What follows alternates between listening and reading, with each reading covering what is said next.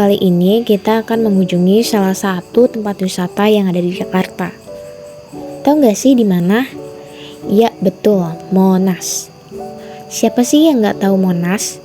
Monas merupakan sebuah monumen nasional yang didirikan untuk mengenang perlawanan dan perjuangan rakyat Indonesia dalam merebut kemerdekaan dari pemerintahan kolonial Kekaisaran Belanda.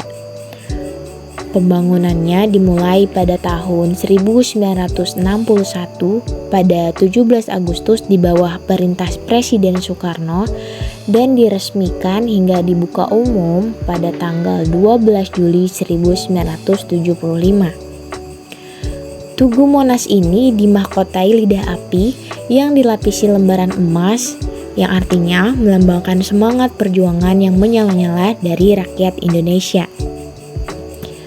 Kawasan Monas dan Tugu Monas sendiri dibuka pada hari Selasa hingga Minggu, kecuali hari Senin dengan jam operasional sebagai berikut.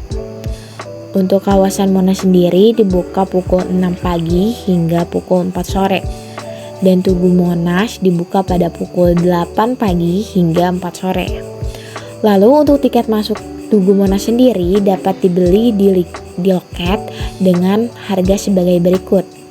Harga tiket naik ke puncak Monas untuk dewasa mulai dari 15.000, untuk mahasiswa mulai dari 8.000 dan anak-anak mulai dari 4.000. Nah, untuk harga tiket Museum Monas sendiri untuk dewasa dimulai dari 5.000, mahasiswa 3.000 dan 2.000 untuk anak-anak. Per Senin 1 Mei 2023, pembayaran tiket harus dilakukan menggunakan Jack Card.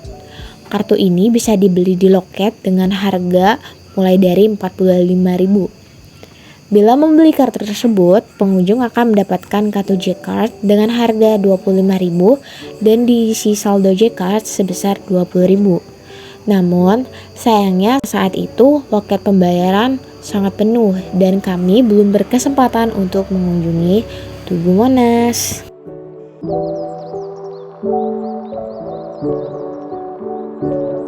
Kemudian kami melanjutkan kembali perjalanan kami menuju Museum Bank Indonesia. Di depan gerbang museum terdapat papan informasi yang menunjukkan jam operasional Museum Bank Indonesia yang dibuka dari hari Selasa sampai hari Minggu. Berhubung kami datang ke sini sudah kesorean, jadi museum ini sudah tutup sehingga kami tidak bisa masuk ke dalamnya. Yuk, mari kita sekilas melihat Museum Bank Indonesia dari luar. Museum Bank Indonesia bertujuan sebagai sarana edukasi bagi masyarakat dengan menyediakan fasilitas pengetahuan bank kesentralan berbasis teknologi terkini. Nah, dikarenakan Museum Bank Indonesia tutup, jadi kita mau ngajak kalian melihat museum lainnya yang ada di kawasan Kota Tua. Sekarang kita menuju ke Museum Jakarta atau yang sering disebut dengan Museum Fathahillah. Harga tiket Museum Fathahillah sangat terjangkau loh, mulai dari 2.000 untuk anak-anak, 3.000 untuk mahasiswa, dan 5.000 untuk orang dewasa.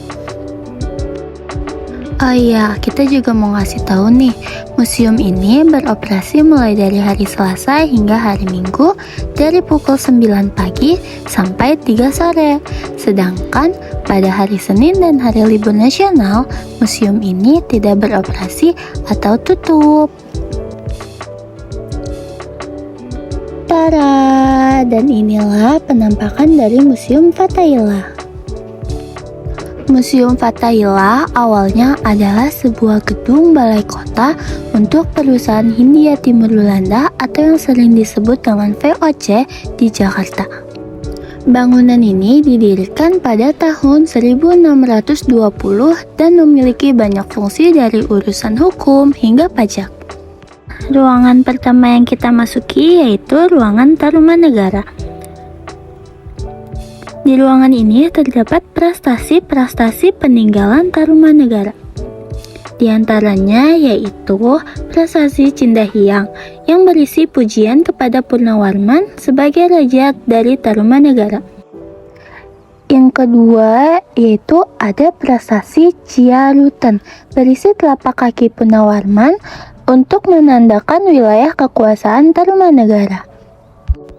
Sebelum membahas lebih lanjut yang ada di dalam Museum Sejarah Jakarta, kami mau memberitahu ciri khas utama dari Museum Fathahillah, yaitu arsitekturnya bergaya neoklasik dengan 3 lantai dengan cat kuning tanah, kusen pintu dan jendela dari kayu jati yang berwarna hijau.